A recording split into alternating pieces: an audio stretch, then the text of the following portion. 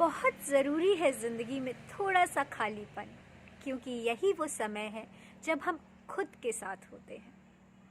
दोस्तों, आपने कभी गौर किया है कि जब भी हम अकेले होते हैं तो हम कोई ना कोई काम खोज लेते हैं, या फिर किसी दोस्त से बात करने लगते हैं, या फिर मोबाइल, फेसबुक, व्हाट्सएप चलाने लगते हैं, या फिर म्यूज़िक सुनने लगते हैं। आपने सोचा हम किससे भाग रहे हैं? हम खुद से भाग रहे हैं। आप ये सोचो कि अगर हमें खुद की कंपनी नहीं अच्छी लगती, हम खुद के साथ थोड़ी देर नहीं रहना चाहते, तो हम कैसे उम्मीद करें और क्यों उम्मीद करते हैं कि कोई हमारी कंपनी में खुश रहेगा? हम खुद से इतना ज़्यादा क्यों भाग रहे हैं? क्या हम इतने बुरे हैं? और अगर बुरे हैं तो ज़रूरी है कि हम अपने अंदर झांकें और देखें कि हमारे अंदर आखिर है क्या, क्या चल रहा है, कौन से विचार हैं। मैं फिर से रिपीट करती हूँ कि बहुत ज़रूरी है ज़िंदगी में थोड़ा सा खालीपन, क्योंकि यही वो समय है जब हम अपने साथ गुजारते हैं। मैं आपसे अब बात करना चाहती हूँ कि क्या करें जब हम अकेले हों।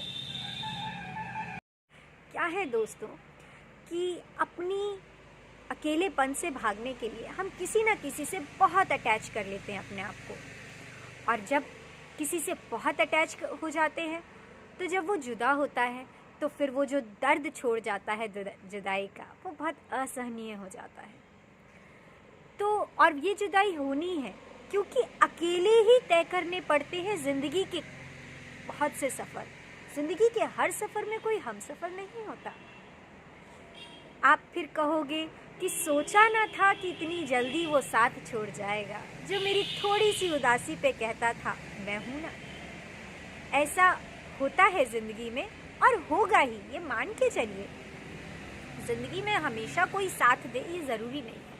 अब मैं ये नहीं कह रही कि आप कोई साथी ना बनाएं, आप कोई दोस्त ना बनाएं, आप किसी से बात ना करें। मैं सिर्फ ये कह रही हूँ कि आप साथी, दोस्त अपने आप से भागने के लिए मत बनाइए, लेकिन पहले अपने आप से दोस्ती ज़रूर रखिए। ऐसा ना हो कि वो आपसे अलग हो जाए तो आप अपने आप से जुदा हो जाए। मैं बस ये कहना चाहती हूँ कि किसी से दूर हो जाने के बाद फिर आपको ऐसी फीलिंग ना आने लगे कि तेरे बारे में जब सोचा नहीं था, मैं तन्हा था मगर उतना नहीं था। क्योंकि ऐसी सिचुएशंस आती हैं। किसी ने ठीक ही कहा है कि आदत डालो तन्हाई की तो अच्छा रहेगा, क्योंकि मोहब्बत कितनी भी सच्ची हो एक दिन साथ छोड़ ही जाती है। मैं ये नेगेटिविटी की बात नहीं कर रही, ये ज़िंदगी का एक सफ़र है जहाँ हमेशा हम सफ़र नहीं होता। ये प्रैक्टिकल चीज़ है, हमें इसे समझ लेना है। इसमें किसी का दोष नहीं है, किसी का धोखा नहीं है, ये हमारी गलत उम्मीदों का नतीजा है कि हमको दुख मिलता है। अब अगर हम तन्हा हों तो क्या करें? जब हम तन्हा हों तो अपने साथ बैठ के अपने विचारों को देखें कि हमारे अंदर क्या क्या विचार चलते हैं। विचार हमारे सकारात्मक हैं कि नकारात्मक हैं।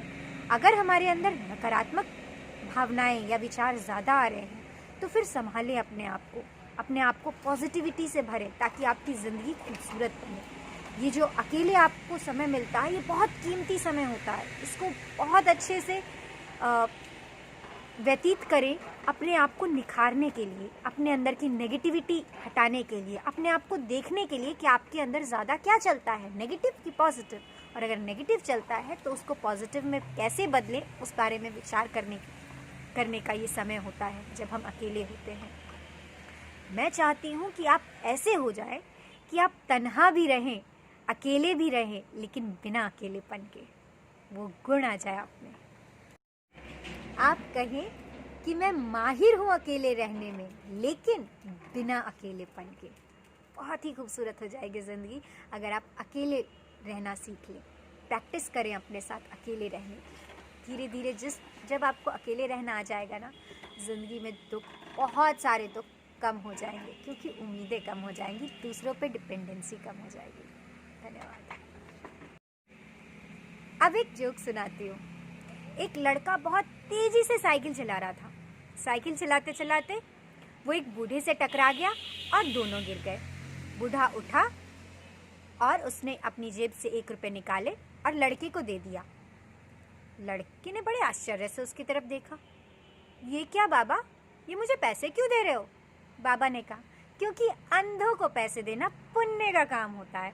कितना गजब तरीका था ना ताना कसने का। हंसते रहिए, खिलखिलाते रहिए।